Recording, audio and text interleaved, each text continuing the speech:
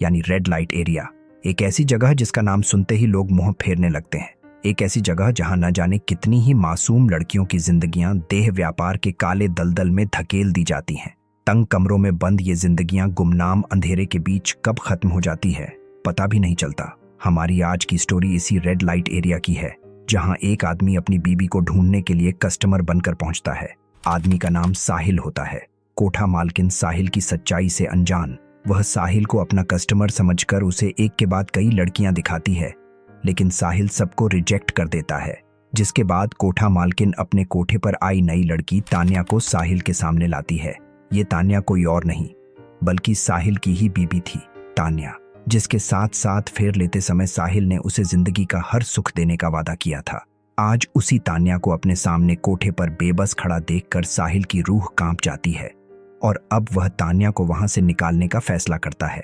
लेकिन क्या साहिल अपनी तान्या को उस रेड लाइट एरिया से निकाल पाता है, या फिर तान्या हमेशा के लिए वहीं की होकर रह जाती है? दोस्तों, ये कहानी आगे कौन सा मोड़ लेगी, ये जानने के लिए आप हमारे साथ इस वीडियो में एंड तक बने रहें। दोस्तों, ये सच्ची घटना कर्नाटक की राजधानी बेंगलुरु की है।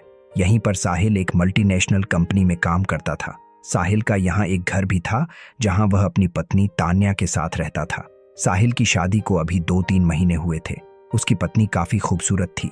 साहिल अपनी पत्नी के साथ खुशी खुशी अपनी जिंदगी बिता रहा था, लेकिन तभी एक दिन उसकी कंपनी अपने एक असाइनमेंट के लिए साहिल को मुंबई भेजने का अनाउंसमेंट करती है। साहिल अपनी पत्नी तान्या को छोड़कर जाना नहीं चाहता था, लेकिन अगर वो मुंबई नहीं जाता तो उसकी जॉब छूट सकती थी और साहिल की कंपनी काफी बड़ी थी। वो साहिल को काफी अच्छी सैलरी देती थी, इसलिए साहिल को मन मारकर मुंबई जाना पड़ता है।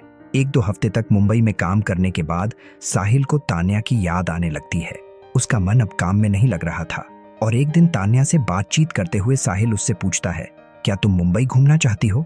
मुंबई घूमने की बात सुनकर तान्या काफी एक्साइटेड हो जाती है।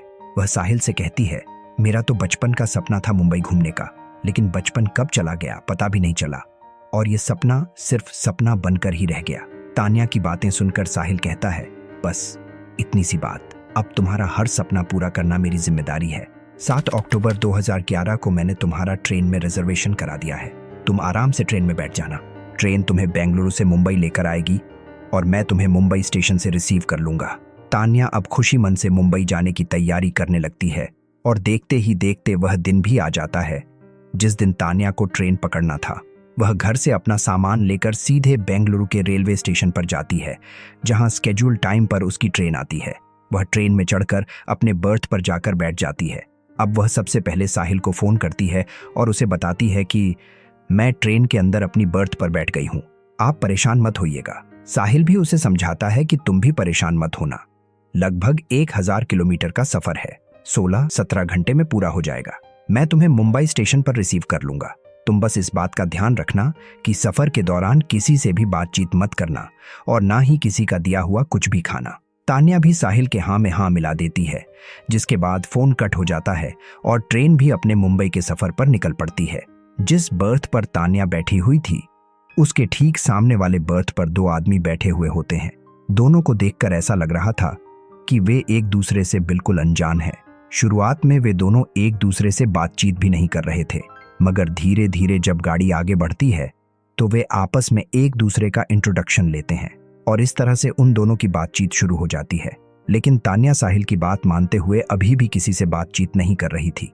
वो चुपचाप अपने बर्थ पर बैठकर खिड़की के बाहर का नजारा देख रही थी। तभी उसके सामने वाले बर्थ पर बैठे हुए आदमियों में से एक तान्या से कहता है, बहन, आपको देखकर ऐसा लगता है कि आप ट्रेन में पहली बार सफर कर रही हैं। इस पर तान्या उस आदमी से कहती है, नहीं, ऐसा नहीं है, मैं पहले भी ट्रेन में सफर कर चुकी हूँ, लेकिन मुंबई में पहली बार जा रही हूँ। तान्या की बात सुनकर दूसरा शख्स कहता है, बहन, आपको परेशान होने की कोई जरूरत नहीं है, हम भी मुंबई ही जा रहे हैं। आपको किसी भी तरह की कोई दिक्कत या परेशानी हो तो आप हमसे शेयर कर सकती हैं। तान्या उन्हें हाँ में सिर हिला देती है। जब सफर थोड़ा आगे बढ़ता है तो दोनों खाने पीने का कुछ सामान खरीदते हैं और तान्या को भी खाने के लिए ऑफर करते हैं, लेकिन तान्या उन्हें मना कर देती है। पर वे दोनों ही शख्स तान्या से काफी अच्छे से बात कर रहे थे, जिससे तान्या भी काफी जल्दी उनसे कंफर्टेबल हो जाती है। इसलिए जब तान्या भी कुछ खाने के लिए जाती है तो अपना खाने का सामान उन्हें ऑफर करती है और वे दोनों ही शख्स खुशी खुशी उस सामान को ले लेते हैं और खाने लगते हैं। इस तरह बातचीत करते हुए उनका सफर आगे बढ़ रहा था। तान्या बहुत खुश थी क्योंकि बचपन में देखा हुआ उसका सपना अब पूरा होने जा रहा था। तान्या इसी खुशी में अपने पति साहिल को फोन मिलती है और उसे बताती है कि वह उससे सिर्फ 150 किलोमीटर दूर है। साहिल कहता है, तुम घबराना मत, तुम्हारे यहाँ आने से पहले ही मैं स्टेशन पहुंच जाऊंगा। अब फोन यहाँ पर कट हो जाता है। इसके बाद उन दोनों शख्स में से एक तान्या को गर्मा गर्म चाय ऑफर करता है। तान्या पहले तो मना कर देती है, लेकिन फिर जब दूसरा शख्स भी तान्या को चाय पीने के लिए फोर्स करता है तो तान्या चाय पीने लगती है और जैसे ही तान्या अपनी आधी चाय खत्म करती है उसे नींद आने लगती है और थोड़ी ही देर में वो बेहोश हो जाती है। और लगभग 2 घंटे के बाद तान्या की आंख खुलती है और वह खुद को एक कार के अंदर पाती है जहां उन दोनों शख्स के अलावा एक तीसरा शख्स भी होता है जो कार तेज स्पीड में भगा रहा था। तान्या के बिखरे बाल और उसके कपड़ों की हालत को देखकर ऐसा लग रहा था कि उसके साथ कोई अनहोनी घटना घट गई है। तान्या उन लोगों से कहती है कि तुम लोग मुझे कहां लेकर जा रहे हो? मैं कहां हूं? प्लीज मुझे घर जाने दो। तान्या की ऐसी बातें सुनकर उनमें एक आदमी तान्या को एक जोरदार थप्पड़ मारता है और चुप रहने की हिदायत देता है। दरअसल तान्या को चाय में कुछ नशीला पदार्थ मिलाकर उन लोगों ने पिला दिया था, जिस वजह से अभी भी तान्या पूरी तरह से होश में नहीं आई थी। कार तेज स्पीड से भागती है और वो तान्या को लेकर मुंबई के उन बदनाम गलियों में पहुंचते हैं जिसे दुनिया रेड लाइट एरिया के नाम से जानती है। अब वे तान्या को कार से उतारते हैं। तान्या चलने की हालत में नहीं होती है, इसलिए वे उसे इस तरह से पकड़ते हैं जैसे मानो उन्होंने किसी बीमार महिला को पकड़ा हो। शायद इसी तरह उन्होंने तान्या को ट्रेन से भी उतारा था, इसलिए स्टेशन पर लोगों को शक नहीं हुआ। अब वे तान्या को लेकर एक कोठे पर जाते हैं और 45,000 रुपए में वे तान्या को उस कोठे पर बेच देते हैं। कुछ समय बाद तान्या को होश आता है। वह अपने आसपास के माहौल को देखकर समझ जाती है कि उसके साथ जो अब तक हुआ है अब उससे भी बहुत बुरा होने वाला है। इसी डर से तान्या जोर जोर से रोने लगती है और वहां से जाने की जिद करने लगती है। तान्या को रोते चिल्लाते देखकर उस कोठे की मालकिन उसे एक कमरे में बंद कर देती है और इसी तरह 15 दिन बीत जाते हैं। तान्या उसी कमरे में बंद रहती है जहां उसे खाने के लिए केवल 2 वक्त का खाना मिलता था और जब भी तान्या वहां से जाने का विरोध करती थी तो साथ में उसे मारा पीटा भी जाता था। दूसरी तरफ तान्या का पति साहिल तान्या को लेकर काफी परेशान था। जब तान्या उसे स्टेशन पर नहीं मिलती है तो वो उसे ढूंढने की बहुत कोशिश करता है।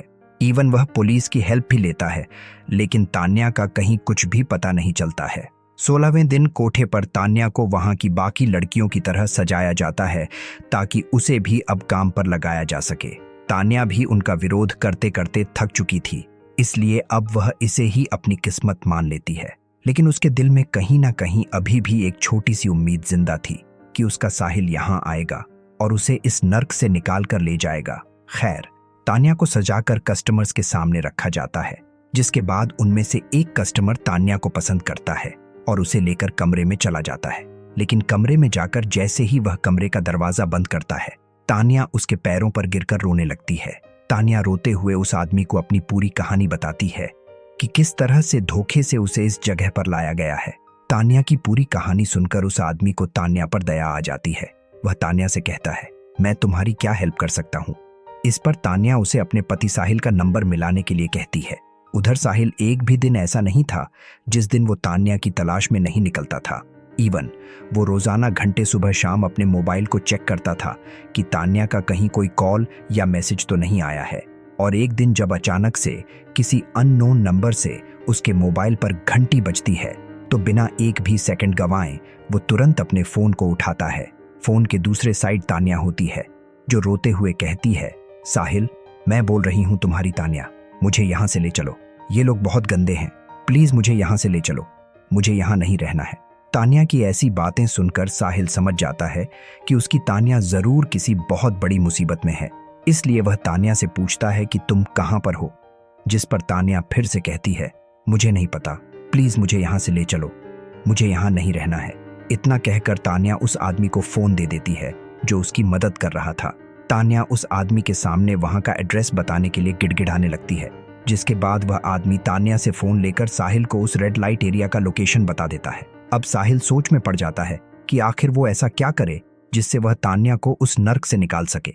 साहिल ये भी सोचता है कि अगर वह पुलिस के पास जाएगा और पुलिस उस कोठे पर रेड मारेगी, तो ऐसे में ये पॉसिबल है कि कोठा मालकिन तब तक तान्या और बाकी लड़कियों को कोठे से गायब कर दे।